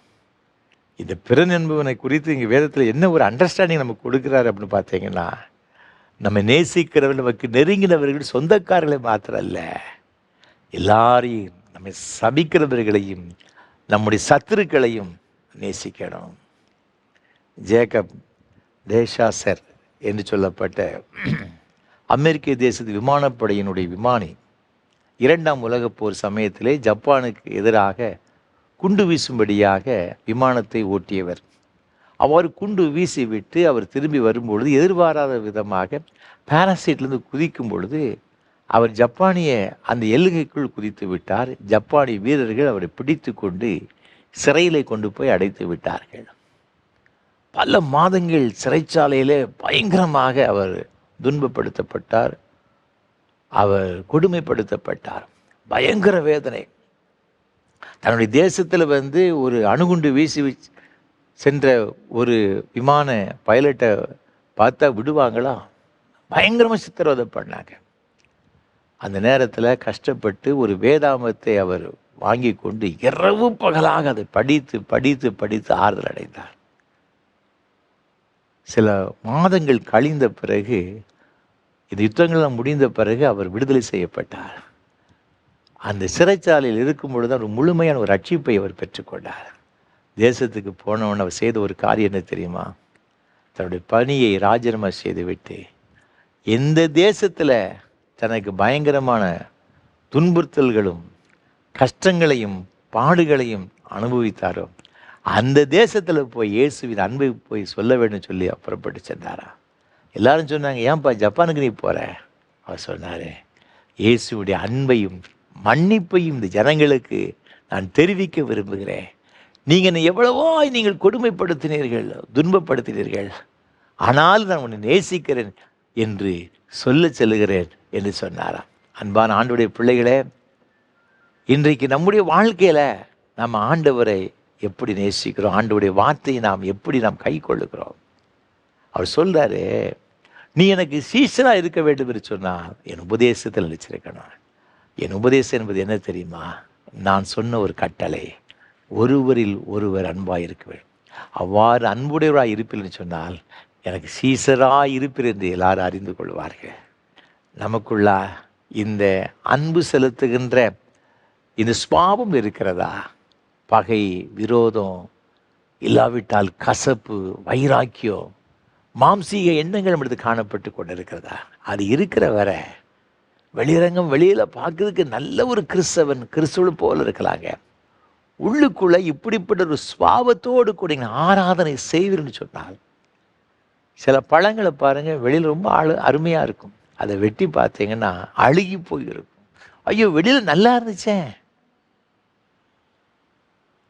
உள்ளே அழுகி இருக்கு, அது யாருக்கும் பிரயோஜனப்படாது, தூர போட்டுருவாங்க. அதே போலதாங்க வெளியில் பார்த்து ரொம்ப அழகாக இருக்க மாதிரி இருக்கும், ஆனால் அந்தரங்க வாழ்வில் இந்த கசப்பு, வைராக்கியம், கோபம், மூர்க்கம் நமக்கு பிறர் மேல் இருக்கும் என்று சொன்னார், ஆண்டவருடைய நாளில் தூக்கி தூர எரியப்பட்டு விடுவோம். ஆண்டவர் அதை விரும்ப மாட்டார். அதனால தாங்க நம்முடைய வாழ்க்கையில் ஆசீர்வாதங்களை பெற்றுக்கொள்ள முடியவில்லை. சீஷனாக இருக்க தேவன் நம்மிடத்தை எதிர்பார்க்கிறது அவருடைய உபதேசமாகிய அன்பு. அதை நாம் கை கொள்ள வேண்டும். இயேசுநாதர் முடிவு மட்டும் தம்முடைய சீசருக்கு அன்பு வைத்தார். அவருடைய சீசனாகிய யூதாஸ் காரியத்தின் மீது அவர் அன்பு வைத்தார். காட்டி கொடுக்க வந்தான் பார்த்துக்கிடுங்க இந்த யூதாஸ் காரியத்தை. அவனை பார்த்து என்ன சொன்னார் தெரியுமா? சிநேகிதனே, சிநேகிதனே, ஃப்ரெண்ட். சிநேகிதன் எப்படிப்பட்டவன்? சிநேகிதன் ஜீவனை கூட கொடுப்பான் பார்த்துக்கிடுங்க. அந்த அன்புக்கு நிகர் எதுவும் கிடையாதுன்னு ஆண்டவர் சொன்னார் பார்த்துக்கிடுங்க. அப்போ இயேசு கிறிஸ்து யூதாஸ் காரியத்தை பார்த்து சிநேகிதன் என்று சொன்னால் அவன் மீது எவ்வளோ அன்பு வச்சிருக்கிறாருங்க. இன்றைக்கு நம்மிடத்தில் இந்த அன்பு காணப்படுகிறதா? நம்ம யோசித்து பார்க்கணும். கடைசியாக ஒன்றை சொல்லி நான் நிறைவு செய்ய விரும்புகிறேன். இந்த சீசனாக இருக்க வேண்டும் என்று சொன்னால் அவன் என்ன செய்யணும் அப்படின்னு பார்த்தீங்கன்னா, எப்படி ஒரு சீசனை நம்ம உருவாக்கணும் அப்படின்னு பார்த்தீங்கன்னா, மத்திய 28ஆம் அதிகாரத்தில் ஆண்டவர் அருமையாய் சொன்னார். 18ஆம் வசனத்தில், அப்பொழுது இயேசு சமீபத்தில் வந்து அவர்களை நோக்கி, வானத்திலும் பூமியிலும் சகல அதிகாரமும் எனக்கு கொடுக்கப்பட்டிருக்கிறது. ஆகையால் நீங்கள் புறப்பட்டு போய் சகல ஜாதிகளையும் சீஷராக்கி பிதா, குமாரன், பரிசுத்தாவின் நாமத்திலே அவர்களுக்கு ஞானசானம் கொடுங்கள். இயேசுநாதர் இந்த உலகத்தை விட்டு கடந்து போக முன்பாக சீஷர்கள் கட்டளை கொடுத்தார். என்ன கட்டளை பார்த்தீங்கன்னா, எல்லாத்தையும் சீஷராக்குங்க. எப்படி சீஷராக்கணும்? ஆண்டவர் சொல்ற, உலகமெங்கும் போய் சர்வசிறு சுவிசேஷத்தை பிரசங்கம் பண்ணுங்க, அப்போ ரட்சிக்கப்படுவாங்க. ரட்சிக்கப்பட்ட உடனே அவங்க சீஷராக்குங்க. அதுக்கப்புறம் தான் ஞானஸ்நானம். இங்கே வசனம் சொல்லுகிறது, சகல ஜாதிகளையும் சீஷராக்கி. எப்படி சீஷராக்க முடியும்னா, இயேசுவை பற்றி தான் சுவிசேஷத்தை முதல்ல பிரசங்கம் பண்ணணும். அந்த உபதேசத்தை கேட்டு அதுக்கு என்ன செய்யணும்னா, அவங்க கீழ்ப்படிந்து சீசனாய் மாறின பிறகு அவனுக்கு ஞானஸ்தானம் கொடுக்கணும். அப்போ ஞானஸ்தானம் எப்போ வருகிறது தெரியுமா? அவர் சீசனாய் மாறின பிறகு. இயேசுவை பற்றி நம்ம எப்போதும் நல்ல காரியங்கள் சொல்லுவார்ல, தப்பு. எப்போதும் நம்ம பாசிட்டிவாக தான் நம்ம பேசுவோம், அது உண்மைதான். ஆண்டவர் நன்மைகளை செய்கிறவர், அதில் சந்தேகம் கிடையாது. உனக்கு ஆண்டவர் நீ நம்பும் பொழுது அவர் வந்து உனக்கு மேன்மையான காரியம் செய்வர் சொன்ன உடனே அவன் தன்னுடைய வாழ்க்கை அப்போ ஆண்டுட்டு வரலாமோ அப்படின்னு நினச்ச உடனே பிடிச்சி கொண்டு போய் ஞானஸ்நானம் கொடுத்துருந்தாங்க. ஆனால் சில வேளைகளில் சில கஷ்டங்கள், பாடுகள் வந்த உடனே அவன் சோர்ந்து போகிறான், சில பேர் பின்வாங்கி போகிறாங்க. அதுக்கு காரணம் என்னன்னு பார்த்தீங்கன்னா, அவனை சீசராக மாற்றவில்லை. சீசர் என்று சொன்னால் எல்லாவற்றையும் வெறுத்து விட்டு கிறிஸ்துவுக்காக முழுமையான அன்போடு கூட பின் செல்கிறவன். இன்றைக்கு ஆண்டவர் நம்மளது எதிர்பார்க்கிறது தெரியுமா? இந்த சுவிசேஷத்தை சரியான விதத்தில் மற்றவர்களுக்கு சொல்லி அவர்களை இந்த உபதேசத்தில் நிலைத்திருக்கும்படியாக சீசனாக நாம் என்ன செய்யணும்? அவனை மாற்றணும். அதற்கு சரியான விதத்தில் நாம் ஆண்டவரை பற்றியான உபதேசத்தை மற்றவர்களுக்கு சொல்லணும். அந்த உபதேசத்தை நாம் நிலைத்திருக்கிறது மாத்திரமல்ல, அந்த உபதேசத்தை மற்றவர்களுக்கு சொல்லி அவர்களை நாம் என்ன செய்யணும்? சீசனாகணும். அப்போ ஒரு சீசன் கிறிஸ்துவை பின்பற்றுகிறவனாக மாத்திரமல்ல, கிறிஸ்துவின் உபதேசத்தை நிலைத்திருக்கிறவனாக மாத்திரமல்ல, கிறிஸ்துவின் உபதேசத்தை மற்றவர்களுக்கும் சொல்லி அவனையும் சீஷனாக்க வேண்டும். இன்றைக்கு நம்மிடத்தில் அந்த சுபாவம் இருக்கிறதா? ஆண்டவரை பற்றியதான இந்த நல்ல செய்தி மற்றவர்களுக்கு நாம் சொல்லுகின்றோமா? பவுல் சொல்லுகின்றான், என் ஜனங்களுக்கு பதிலாக நானே சபிக்கப்பட்டவளாக வேண்டும் என்று விரும்புகிறேன். எனக்கு பெரிய கவலை, என் ஜனங்கள் இஸ்ரவேல் ரட்சிக்கப்பட வேண்டும் என்பது எனக்கு ரொம்ப கவலையாக இருக்கிற ஆண்டவர் சொல்கிறார். அதுவே நான் தேவன் நோக்கி செய்யும் விண்ணப்பமாக இருக்கிறது, வாஞ்சையாக இருக்கிறது. அப்போ நம்முடைய வாஞ்சை, நம்முடைய விருப்பம், கவலை என்னதாக இருக்கணும் தெரியுமா? ரட்சிக்கப்படாத ஜனங்கள் இன்னும் வாழ்ந்து கொண்டிருக்கிறார்களே, ஆண்டவரே அவர்கள் இன்னும் ரட்சிக்கப்படவில்லையே, அவர்கள் எப்படியாவது ரட்சிக்கப்பட வேண்டும் சொல்லி தேவ சமூகத்தில் அவர்களுக்காக மன்றாட வேண்டும். அவர்களுக்கு ஆண்டவருடைய வார்த்தையை நாம் சொல்ல வேண்டும். இவ்வாறு செய்யும்பொழுது தான் அதுதான் உண்மையான ஒரு சீசன். இந்த சீசன் என்ன செய்வானா, அடுத்தவனையும் மற்றவனையும் சீசனாக மாற்றி விடுவார். சீசர்கள் அதைத்தான் செய்தார்கள். எருசலேமிலே சீசருடைய தொகையெல்லாம் பெருகிட்டுங்க. நம்முடைய வாழ்க்கையில் சீசர்களின் தொகையை பெருக செய்ய தேவன் விரும்புகிறார். இன்றைக்கு நம்முடைய வாழ்க்கை ஆண்டவருக்கு முன்பாக உண்மையான ஒரு சீசனாக வாழுகின்ற ஒரு வாழ்க்கையாக இருக்கிறதா? அப்படி என்றால் ஆண்டு உண்மையாக நாம் பின்பற்றுகிறோமா? ஆண்டோட உபதேசத்திலே, ஆண்டோடைய அன்பிலே நாம் நிலைத்திருக்கிறோமா? நமக்கு அடுத்தவர்களை நாம் சிநேகிக்கின்றோமா? அது மாத்திரமல்ல, மற்றவர்களையும் ஆண்டவருக்குள்ள ஆண்டோடைய சீசராக மாற்றுகின்ற காரியங்களை நாம் செய்து கொண்டு வருகிறோமா? சிந்தித்து பார்ப்போம், நம்மை அர்ப்பணிப்போம், மேன்மையான ஆசீர்வாதங்களை பெற்றுக்கொள்வோம். அப்படிப்பட்ட கிருபைகளை கர்த்தர் தாமே நமக்கு தருவாராக. ஆமென். அர்ப்பணிப்பின் பாடலாக கீதம் 313, கிறிஸ்தவ கீர்த்தனை 122 பாடுவோம். ஐயையா நான் ஒரு மாபாவி, என்னை ஆண்டு நடத்துவீர் தேவாவி. கீதம் 313, கிறிஸ்தவ கீர்த்தனை 122 பாடுவோம்.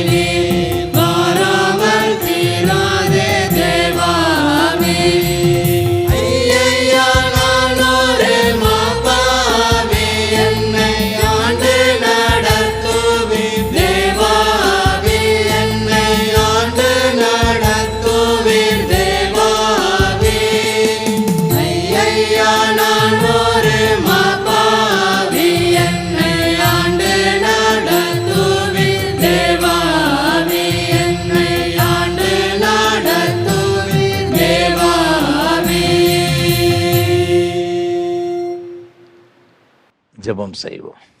கிருபை நிறைந்த அன்பின் பரலோக பிதாவே, இது நல்ல ஆசீர்வாதமான வேலைக்காக உமக்கு ஸ்தோத்திரம். நாங்கள் எப்படி உமக்கு சீஷனாக இருக்க வேண்டும் என்று நீ கற்றுக் கொடுத்தீரப்பா. நாங்கள் உம்மை பின்பற்ற வேண்டும். எங்களை நாங்களே வெறுத்து உம்மை உண்மையாய் நாங்கள் பின்பற்ற வேண்டும். உம்முடைய உபதேசமாகிய இந்த அன்பிலே நாங்கள் நிலைத்திருக்க வேண்டும்.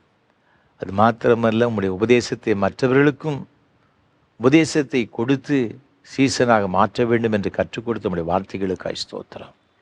என்னுடைய வாழ்க்கையே உம்முடைய கருத்தில் ஒப்புக் கொடுக்குறோம் அப்பா. நீர் பொறுப்பெடுத்து கொடுங்க சுவாமி. என்னுடைய வாழ்க்கையிலே நாங்கள் உமக்கு உண்மையுள்ள ஒரு சீஷியாக வாழ்வதற்கு எங்களுக்கு கிருபை செய்யும்படி ஜெபிக்கிறோம். இந்த ஆராதனையில் பங்கு பெற்று கொண்டிருக்கிற ஒவ்வொரு பிள்ளைகளுக்காக நாங்கள் ஜெபிக்கிறோம்.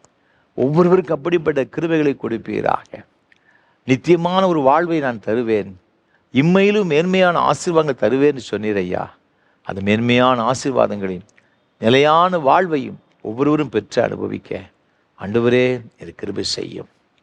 தகப்பனே, இப்பொழுதும் உம்முடைய பிள்ளைகள் என்னென்ன காரியங்களுக்காக ஜெபித்து கொண்டிருக்கிறார்களோ ஒவ்வொரு காரியங்களுக்கும் உம்முடைய சமூகத்தில் வருகிறோம் அப்பா.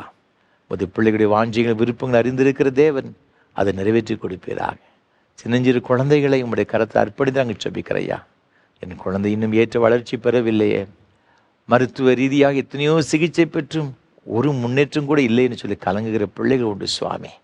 நீ தயவாய் உம்முடைய ஆணி பாய்ந்த கருத்தில் உமது பிள்ளைகளை தொட்டு சுவாமி, உமது பிள்ளையுடைய கண்ணீரெல்லாம் எங்களை ஆண்டவர் துடைத்து உம்முடைய பிள்ளைகளை கர்த்தர் ஆசீர்வதிக்கும்படி அரவணைக்கும்படி ஜெபிக்கிறோம். ஒரு வார்த்தை சொன்னால் போதும், என் வேலைக்காரன் சுகமடைவான் என்று சொன்னானே அப்பா. நாங்கள் விசுவாசிக்கிற ஐயா, என் ஆண்டவர் சொன்னால் போதும் என்று சொல்லி ஆண்டவரே உமது பிள்ளைகளை பலப்படுத்துங்க. உமது பிள்ளைகளை தொட்டு சுகமாக்கும். படிக்கின்ற பிள்ளைகளுக்காக ஜெபிக்கிறோம் ஐயா. இந்த ஆண்டவரே கல்வியாண்டின் துவக்கத்தில் சென்றிருக்கிற பிள்ளைகளுக்கு வேண்டிய விசேஷித்த ஞானத்தை கொடுத்து அவர்களை நீர் ஆசீர்வதித்து அவருடைய எதிர்காலங்கள் மிகுந்த ஆசீர்வாதமாக அமைய உதவி செய்வீராக. படித்து முடித்து விட்டு ஏற்ற வேலை கிடைக்கவில்லை சொல்லி கலங்குகின்ற பிள்ளைகளுக்கு அரங்கு ஜெபிக்கிறோம் சுவாமி. என்னுடைய பிள்ளைகளுக்கு அதினதன் காலத்தில் எல்லாரும் நேர்த்தியாய் செய்கிற ஆண்டவர் நல்ல வேலை வாய்ப்புகளை கொடுப்பீராக. அதன் மூலமாக அந்த குடும்பத்தினுடைய எல்லா விதமான ஆண்டவர் கடன் பிரச்சனைகள், எத்தனையோ வகையான சுமைகள் இருக்கிறதப்பா, எல்லாம் மாறட்டும் ஐயா. என்னுடைய பிள்ளைகளை சந்தோஷப்படுத்தும் சுவாமி, சந்தோஷப்படுத்தும். அவருடைய எல்லா கவலைகளையும் மாற்றும் சுவாமி, மாற்றுங்க. வெளிநாடுகளில் சென்று பணி செய்வதற்கு பிரயாசப்படுகிற பிள்ளைகளுக்காக ஜெபிக்கிறோம். எத்தனையோ தடைகள் சுவாமி. ஆண்டவரே, இந்த தடைகள் ஒன்றன் பின் ஒன்றாக வந்தது நிமித்தம் சோர்ந்து போனவர்கள் இருக்கிறாங்கப்பா. இயேசு கிறிஸ்துவின் நாமத்தில் அந்த தடைகளெல்லாம் விலகட்டு நாங்கள் ஜெபிக்கிறோம் ஐயா. அதே போல் அயல் நாடுகளில் சென்று படிப்பதற்காக செல்கிற பிள்ளைகள், அதன் மூலமே நல்ல வேலை கிடைக்க விட சொல்லி விரும்புகிற பிரயாசப்படுகிற பிள்ளைகளுக்காக ஜெபிக்கிறோம் ஐயா. உங்களுடைய பிள்ளைகளுடைய எல்லா பிரயாசங்களும் ஆசீர்வதிப்பீராக. அவர்கள் உண்மைத்தானே நம்பி இருக்கிறாங்கப்பா, உண்மைத்தானே நம்பி இருக்கிறாங்க. நம்பின அவர்களை நீ விடுவித்து என்று வசனம் சொல்லுகிறதப்பா. ஆண்டவரே, உமது பிள்ளைகளை நீர் ஆசீர்வதியும். நீங்கள் அவ்வாறு செய்கிற தயவுக்காய் ஸ்தோத்திரம். திருமணத்திற்காய் காத்திருக்கிற சகோதர சகோதரிகளுக்காய் ஜெபிக்கிறோம் ஐயா. பல வருடங்களாக ஆண்டவரே இந்த பிள்ளைகள் திருமணத்திற்கு காத்திருக்கிற அறிந்திருக்கிறீங்க. என் மகனுக்கு என் மகளுக்கு வயது ஆகிக்கொண்டே போகிறது, இன்னும் திருமணம் நடக்கவில்லை. கண்ணீரோடு கூட சமூகத்திலே அப்பா வேதனையோடு புலம்புகின்ற பெற்றோர்களுக்காக அன்பு பிள்ளைகளுக்காய் ஜெபிக்கிறோம் ஐயா. ஆண்டவருடைய கண்களிலே உமது பிள்ளைகளுக்கு இரக்கம் கிடைப்பதாக சுவாமி. உம்மை நம்புகிறவர்களுக்கு மற்றவர்களுக்கு வித்தியாசத்தை காண செய்கிற ஆண்டவர் உமது பிள்ளையுடைய வாழ்க்கையில் ஒரு ஆசீர்வாதத்தை கட்டளை இடுவீராக. நீர் அவ்வாறு செய்கிற தயவுக்காக உமக்கு ஸ்தோத்திரம். திருமணமாகியும் குழந்தை இல்லைன்னு சொல்லி கலங்குற தம்பதிகளுக்காக ஜெபிக்கிறோம் அப்பா. மருத்துவத்தால் முடியாததெல்லாம் உங்களால் முடியும்னு நாங்கள் நம்புகிறோம் சுவாமி. உமது பிள்ளைகளுக்கு ஒரு அற்புதம் செய்வீராக. அந்நாளுக்கு இறங்கின ஆண்டவர், அவருடைய நிந்தையை மாற்றின ஆண்டவர், உமது பிள்ளைகளுடைய நிந்தனைகளையும் கர்த்தர் மாற்றி போட்டு ஆண்டவர் ஒரு கற்பத்தினை கனியை கொடுத்து ஆசீர்வதிப்பீராக. பேறுகால இருக்கிற சகோதரிகளுக்கு ஜெபிக்கிறோம் ஐயா. கற்பது கனியை பூரணப்படும் சுகப்பிரசவத்தை கொடுக்கும்படியாக நாங்கள் ஜெபிக்கிறோம் அப்பா.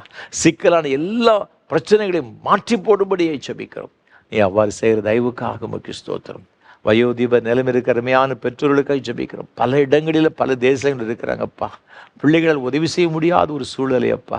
பிள்ளைகள் இருந்தும் சரியான உதவி கிடைக்க முடியாத ஒரு சூழ்நிலை ஆண்டவரே. முதியோர் இல்லத்திலையும் கூட இருக்கின்ற ஒரு சூழ்நிலை அப்பா.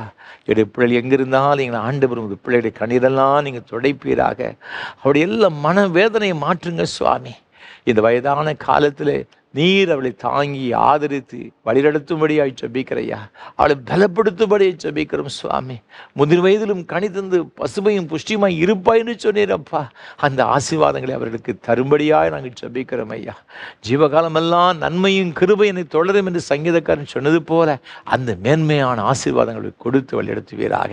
பலவீனமாக இருக்கிறவருடைய ஒவ்வொரு பலவீனங்களை மாற்றுங்க. வியாதினால் கஷ்டப்படும் பிள்ளைகளுடைய ஒவ்வொரு வியாதிகளையும் கர்த்தர் மாற்றி போடும்படி நாங்கள் ஜெபிக்கிறோம் ஐயா. முது பிள்ளைகள் கைடு செய்த எல்லா பிரயாசங்களிலும் விசேஷமான நன்மைகளை கர்த்தர் கட்டளையிடும்படி நாங்கள் ஜெபிக்கிறோம் ஐயா. ஒரு நன்மை கூட குறையில்லாதபடி காத்துக்கொள்ளுங்க. தொழில்கள் வியாபாரங்கள் செய்கிற பிள்ளைகளுக்கு ஜெபிக்கிறோம். அதில் ஒரு விசேஷித்த ஆசீர்வாதங்களை கர்த்தர் தருவீராக. தகப்பனே, இன்னும் என்னென்ன காரியங்களுக்காக ஜெபிக்க முடிய வேண்டிக் கொண்டார்கள். கோர்ட்டு கேஸு அலைந்து கொண்டிருக்கிற பிள்ளைகளுக்காக நியாயமாக உடைய பிள்ளைகளுக்கு வர வேண்டிய ஆண்டவரை நிலத்துக்கு எடுத்த காரியங்களை, வீட்டுக்கு அடுத்த காரியங்களில் என்னென்ன பிரச்சனைகள் அந்த பிள்ளை கண்ணீர் வடித்துக்கூட எல்லாவற்றையும் மாட்டுங்க சுவாமி. குடும்பத்தில் சமாதானம் இல்லாமல் வாழ்ந்து கொண்டிருக்கிற பிள்ளைகளுக்கு அநேக குடும்பங்களில் பிரச்சனைகள், பிரிவினைகள் சுவாமி. ஆண்டவரே, பிள்ளைகளுடைய வாழ்வு நிமித்தமாக அநேக போராட்டங்கள் எல்லாம் மாறும்படி நாங்கள் ஜெபிக்கிறோம் ஐயா. எல்லா பொருளாதார தடைகள் மாறட்டும், சத்துருவின் போராட்டங்கள் மறையட்டும் இயேசுவின் நாமத்தினால. குடும்பத்தில் கர்த்தருடைய ஆசீர்வாதம் தங்கியிருப்பதாக, சமாதானம் தங்கியிருக்க நாங்கள் ஜெபிக்கிறோம். ஆரோக்கியத்தில் மூடிக்கொள்ளும்படி நாங்கள் ஜெபிக்கிறோம் ஐயா. தகப்பனே, உமக்கு ஸ்தோத்திரம். இந்த நாளிலும் கூட ஆண்டவர் இந்த ஆராதனை வேலை ஒளிப்பதிவு செய்வதற்கு உதவி செய்த அருமையான உமது பிள்ளைகளுக்காக நாங்கள் ஜெபிக்கிறோம் ஐயா. பாளையங்கோட்டையில் இருக்கிற அருமையான உடைய மகள் திருமதி கமலவாய் ஜோசப் அம்மா அவர்களுக்காக ஸ்தோத்திரம் செலுத்துகிறோம் ஐயா. இந்த நாளிலும் தன்னுடைய பிறந்தநாளை காடும்படியாக என் ஆண்டவர் கொடுத்த எல்லா கிருபைகளுக்காக, இறக்கங்களுக்கு கோடி ஸ்தோத்திரம் ஐயா. வருஷத்தின் நன்மையினால் முடிசூட்டுகிற ஆண்டவர் இந்த புதிய வருஷம் நன்மையினால் நிரப்பப்பட்ட ஒரு நாளை காணப்பட கிருபை தாரும். நல்ல சுகத்தை, பலத்தை, நீடித்த சுகவாழ்வு கொடுத்து வழிநடத்துவீராக. விசேஷமாக இந்த நாளிலும் அவர் செய்த பொருத்தின்படியே அவருடைய அன்புக்குரிய பேத்தி ரேச்சலுக்காக நன்றி செலுத்துகிறோம் ஐயா. அந்த விரல்களில் ஆண்டவரே ஒரு சின்ன அறுவை சிகிச்சை செய்யும்படியாக எத்தனையோ மாதங்கள் பிரயாசப்பட்டு ஆண்டவரே உமக்கு ஸ்தோத்திரம் ஐயா. அவர்கள் கடினமான சூழ்நிலையில் உம்மை நோக்கி வேண்டிக் கொண்ட பொழுது எல்லாவற்றையும் நேர்த்தியை செய்து முடித்தீரே. அதை எண்ணி ஆண்டவர் நன்றி செலுத்தும் தருமையான குடும்பத்தின் பிள்ளைகளுக்காக, அன்பு மகளுக்காக, ரேச்சலுக்காக ஜெபிக்கிறோம் ஐயா. அன்பு மகளை ஆசீர்வதிங்கப்பா. பிள்ளைக்கு வேண்டிய நல்ல சுகத்தை, பலத்தை, நீடித்து சுகமான விசேஷத்தை ஞானத்தையும் கொடுத்து வருங்காலத்தில் நட்சத்திரத்தை போல் பிரகாசிக்க ஆண்டவர் அனுகிரகம் செய்ய வேண்டும் நாங்கள் ஜெபிக்கிறோம் ஐயா. அதே போல் இந்த குடும்பத்தில் ஒவ்வொரு பிள்ளைகளுக்காக நாங்கள் ஜெபிக்கிறோம். அவருடைய மூத்த மகள் திருமதி கிளாடிஸ் ஜெயா அவர்களுக்கு, அவருடைய கணவர் ரெஜிஸ் அவர்களுக்காக நன்றி செலுத்துகிறோம் ஐயா. அவருடைய அன்பு மகன் திரு ஜெய்சிங் அவர்களுக்காக, அவருடைய துணைவியார் திருமதி எவாஞ்சலின் ஜெய்சிங்காக ஸ்தோத்திரம் செலுத்துகிறோம் ஐயா. அதே போல் அவருடைய மூன்றாவது மகள் திருமதி ஜெனிஷா ஏஞ்சலுக்காக, அவருடைய கணவர் ஐன்சினுக்காக நாங்கள் ஜெபிக்கிறோம் சுவாமி. ஆண்டவர் இந்த குடும்பங்களை அபரிவிதமாய் ஆசீர்வதிப்பீராக. எல்லா தேவைகளுக்கு அதை சந்திக்கும்படி நாங்கள் ஜெபிக்கிறோம் ஐயா. தேவரீர் அவர்களுக்கு கொடுத்த அருமையான பிள்ளைகள் ஒவ்வொருவருக்காக, ஜெஃப்ரி டேனியலுக்காக, ஜேடன் ஜெபஸ்க்காக, லெவிட்டாவுக்காக, ரேச்சலுக்காக நாங்கள் ஜெபிக்கிறோம் சுவாமி. ஒவ்வொருவரையும் கர்த்தர் ஆசீர்வதிங்கப்பா. இந்த பிள்ளைகளுடைய வாழ்க்கையில் என்னென்ன தேவைகளுக்கு அந்த பிள்ளைகள் காத்திருக்கிற ஒன்று கூட குறைவில்லாமல் எல்லாவற்றையும் ஆசீர்வாதமாக்கித்தார். அவருடைய எதிர்காலம் மிகுந்த ஆசீர்வாதமாக அமைய ஆண்டவர் அனுகிரகம் செய்ய வேண்டும் நாங்கள் ஜெபிக்கிறோம். விசேஷ ஞானத்தினாலும் கிருபையில் நிரப்பி இந்த பிள்ளைகளை உயர்த்தும்படியாக நாங்கள் ஜெபிக்கிறோம் ஐயா. நாங்கள் நினைப்பதற்கும் விரும்புவதற்கும் வேண்டிக் கொள்வதற்கு அதிகமாக கிரீச்சல் வல்லமையின்படி கர்த்தர் பெரிய காரியங்கள் கட்டளையிடும். கணம், துதி, மகிமை எல்லாம் உமக்கு செல்வதை ஏற்றுக்கொள்ளும் ஆசீர்வதி. ஆண்டவர் இயேசு கிறிஸ்துவின் மூலமாக ஜெபிக்கிறோம் பரிசுத்த பிதாவே.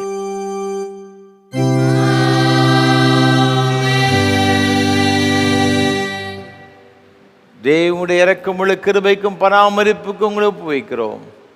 கர்த்தர் உங்களை ஆசீர்வதித்து காக்கடவே.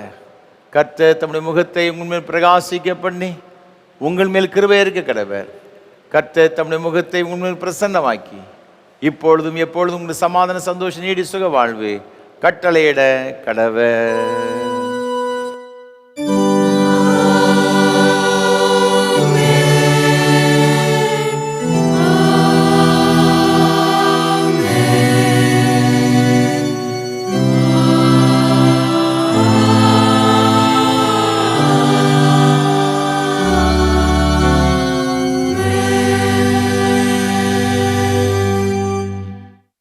நிறைவு கீதமாக கீதம் 510 பாமாலை 311 பாடுவோம். சிலுவை சுமந்தோனாக இயேசு உம்மை பற்றுவேன்.